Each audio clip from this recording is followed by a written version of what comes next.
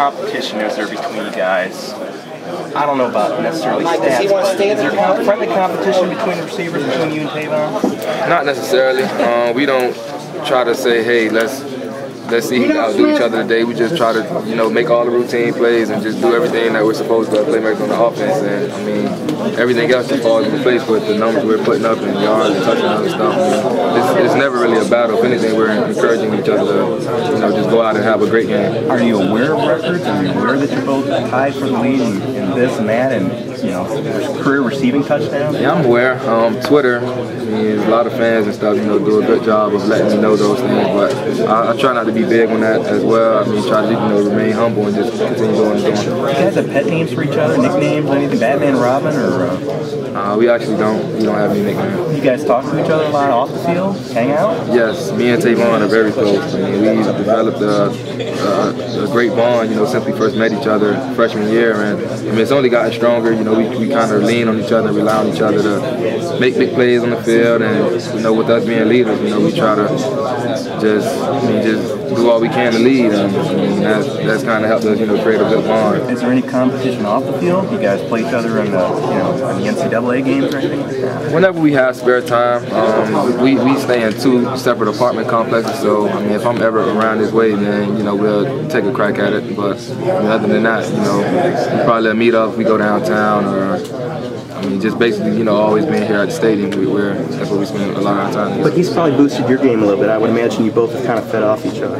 Well, yeah, he always tells me that if it's anything that he can do like me is catch the ball, and I've really seen, a big improvement in his catching ability. Like, he's been catching a lot of hard balls, and with me, just his elusiveness, and his quickness, I try to imitate him, at times. So I would say things like that. Is there anything, if you can tell people who've never seen you before, how would you describe yourself? What sets you apart? What sets him apart? Well, we're smaller guys, so a lot of people look at that and say, okay, well, maybe these guys can't do this, they can't do that because of their height. But we just try to block all that out and just play our game, really.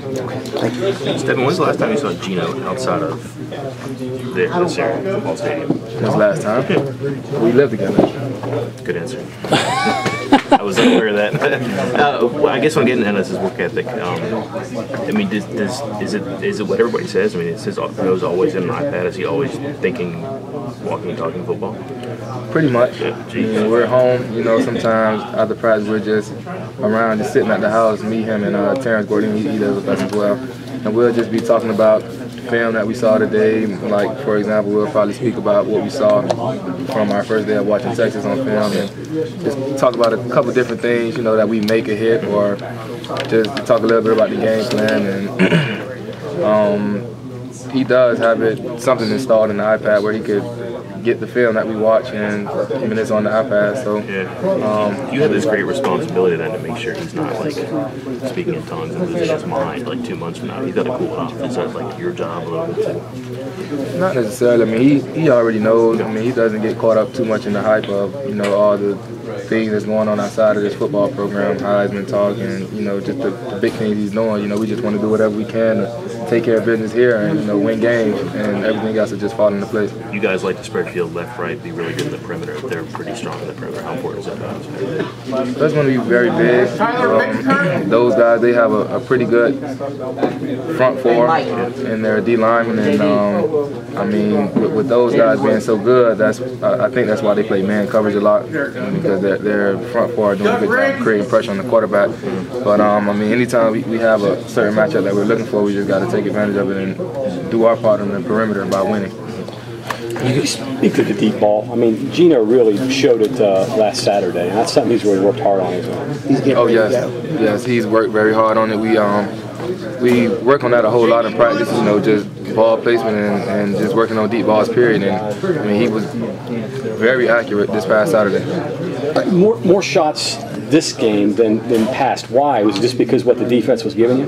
Well, that too. When we're playing a defense, obviously we have to take what they're giving us. But we were able to find some holes over the top and just take advantage of it.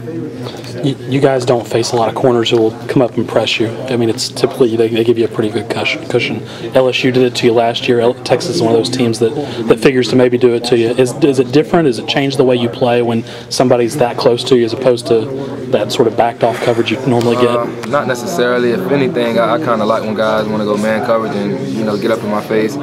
I mean, it doesn't necessarily change anything. I mean, it does create one-on-one matchups. We probably get over the top of them, but when that's just something that us on the perimeter we have to do a good job of working it and just doing the best we can to win.